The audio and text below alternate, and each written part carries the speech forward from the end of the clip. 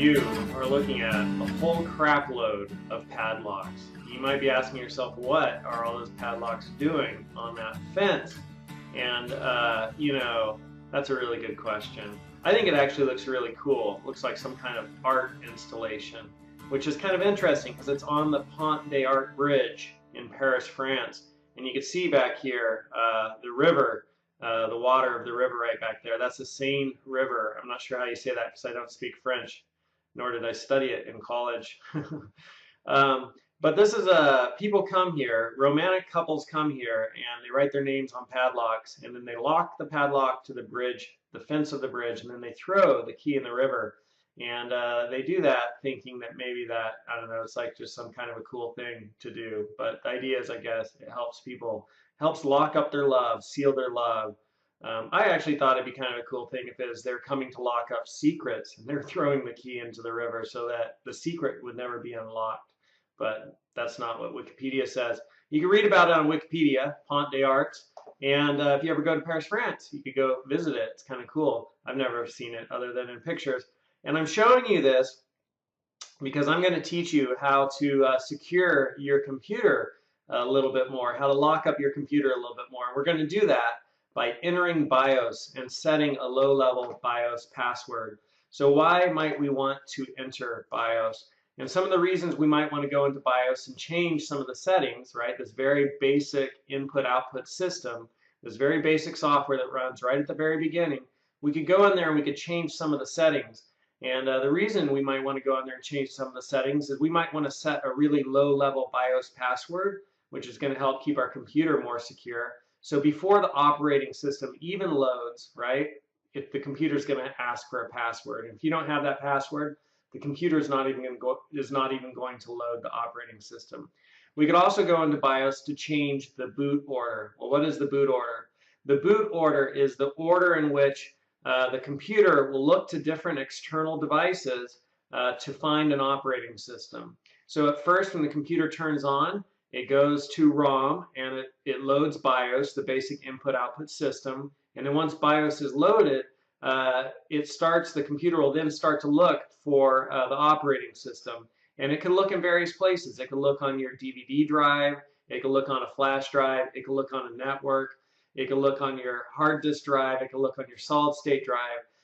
And so you could change the order by which the computer searches for the operating system, where it looks. What different places does it look for the operating system? Because as soon as it finds an operating system, it's going to start to load it.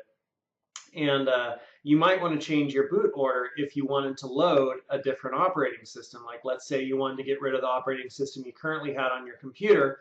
What you could do is you could go in and change the boot order. So instead of having it load from the hard disk drive first, right, you could say first check the DVD drive.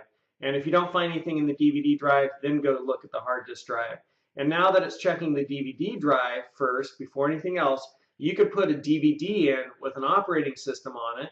And at Fresno City College, we have the Microsoft Developers MSDNA, Microsoft Developers Network Academic Alliance, right? Kind of a mouthful, MSDNAA. We have this program at Fresno City College, and a lot of schools have it, the MSDNAA program, the Microsoft Developers Network Academic Alliance.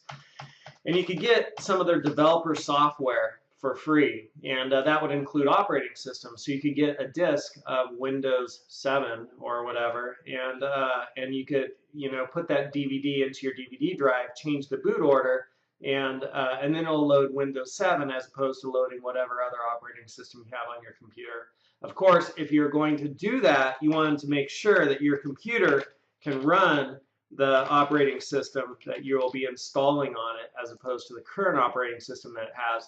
So you want to check the system requirements of whatever new operating system you're thinking of putting on your computer. But that's something that not a lot of people know about, when they first start using computers, or a lot of people who use computers don't know about that you could actually go in and install a whole new operating system. And it's a really good thing to know about. And I'll be making another video at some point, right, where, basically, I'm just making a note to myself, basically, you don't have to worry about messing anything up, because if you mess something up, you could just go back to the initial point in which your computer you know, came to you from the factory, you could restore all of the software to its original state, and you know, and then you just go back to the way it was the day you unpacked it from the box if something gets messed up with your computer. So to come back full circle, why do we want to enter BIOS? One of the reasons we want to enter BIOS is to set a low-level BIOS password. Another reason we might want to enter BIOS, one of the settings we might want to change in BIOS is to change the boot order, which means we're going to change the order in which the computer looks to external devices to load the operating system. And that could allow us to install a whole new operating system. And then another reason we might want to go into BIOS, I have known people who download free trials of software, like a 30-day free trial, and then before they get done using the software, they have run out of time. Well, often if you go in and change the system time at the BIOS level, so you know whatever date and hour the computer thinks it is, well, that 30-day free trial will no longer think it's been 34 days because you've rolled the whole calendar inside the computer back a week, and now it will think, oh, you still have a week left on your 30-day free trial. So I've heard some people will do that to extend the period of time that they are allowed to use a free trial. And then other things, you can change all kinds of other settings in BIOS. And you know, these are the ones that, you know, right here, the primary ones. Those are the primary ones that I've used. But other settings you could change. You could change the clock speed of your computer if you wanted to overclock your computer. I do not recommend that. I've never done it, but that's where you would find that is in BIOS. So when I first turn my computer on with the BIOS password, this is what I get.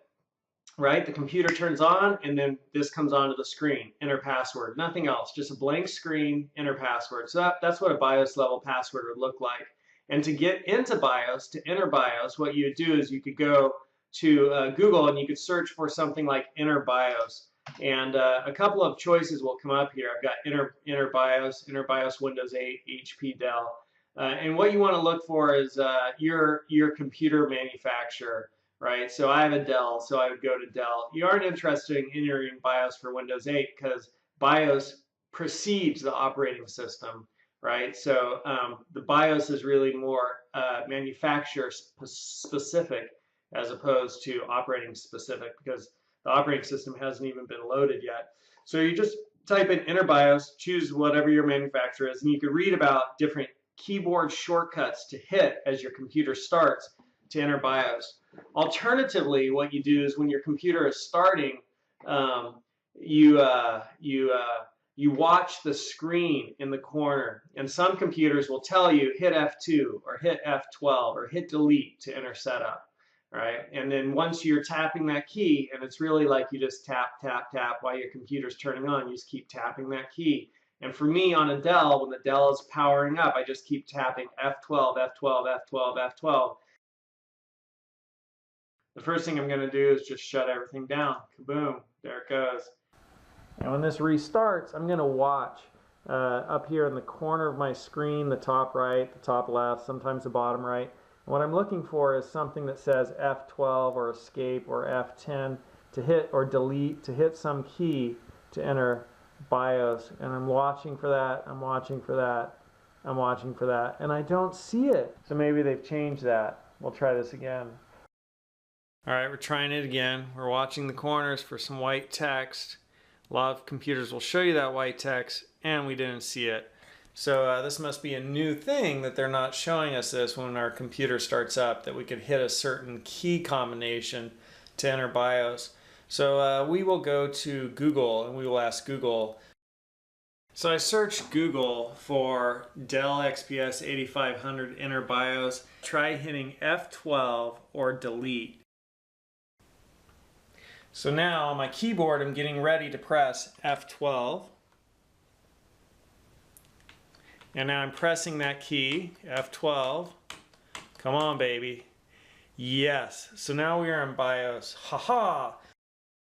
And then when I do that, what pops up is not the operating system, but this little menu right here.